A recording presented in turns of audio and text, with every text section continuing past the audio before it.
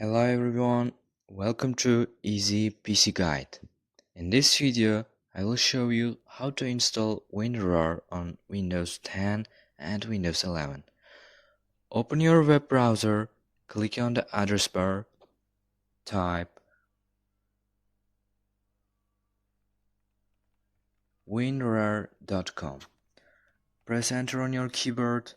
The official WinRAR website will open. Click download the WinRAR. Choose the latest version for Windows. The setup file will start downloading. Wait for the download to finish. Open the downloaded file. If Windows asks for permission, click Yes. The WinRAR setup window will appear. Click Install. Select the file formats you want WinRAR to open. Click OK. Click Done to finish the installation. WinRAR is now successfully installed. Let's check if WinRAR is working correctly.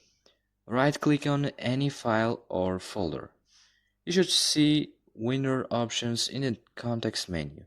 WinRAR has been installed successfully.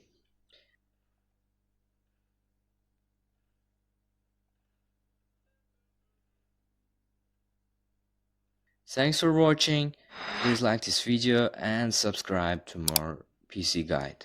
See you in the next tutorial.